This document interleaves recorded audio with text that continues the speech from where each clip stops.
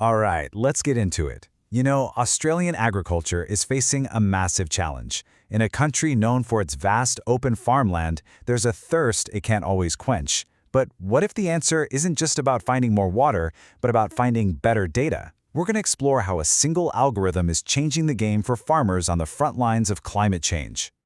To really get what's at stake here, you have to start with this number, $71.5 billion.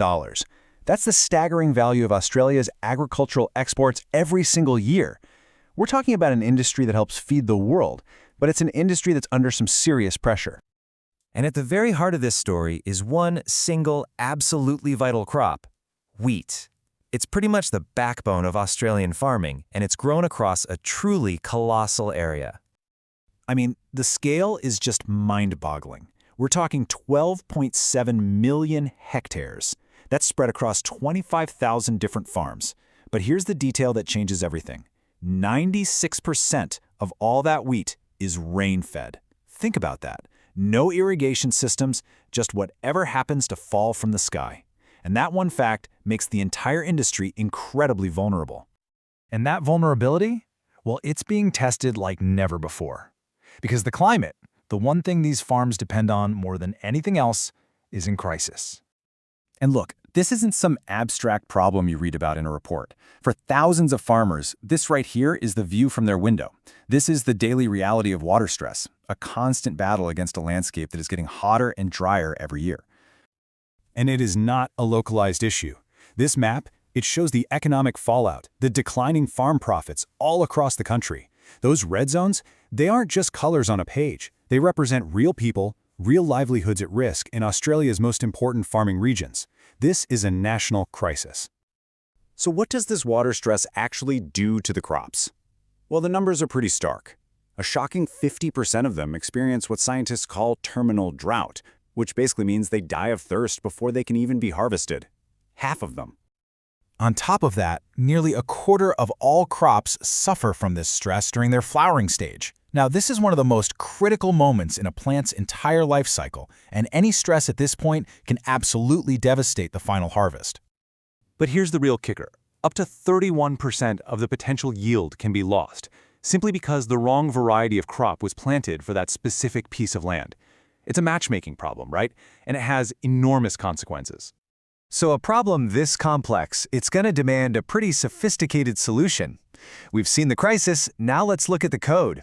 The answer just might lie in an algorithm built specifically for farming. So, meet EnviroAgri. This is the company that looked at this huge, complicated environmental problem and thought, you know what, that's a data problem, and we can solve it. Their mission is right there in their tagline. It's all about using science to make sure farmers don't just survive these tough conditions, but actually succeed. So what's their secret weapon?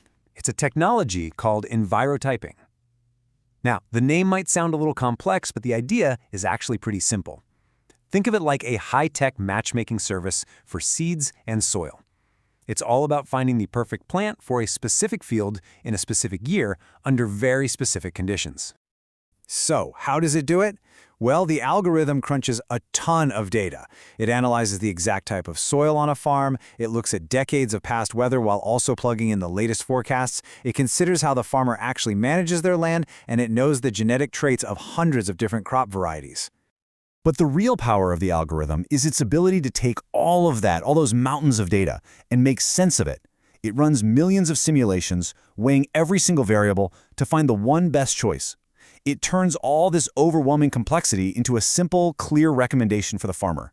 Plant this seed on this date right in that field. And the results of putting this tech into practice, well, they really do speak for themselves. This is where the data finally hits the dirt and starts making a real, tangible difference. The results from the early trials are nothing short of transformative. We're talking about a 31% increase in farm profit. That works out to an extra $300 per hectare. Now, when you scale that across thousands of hectares, that's not just an improvement. For farmers on the edge, that's a financial lifeline. But you know, the impact goes way beyond just the balance sheet.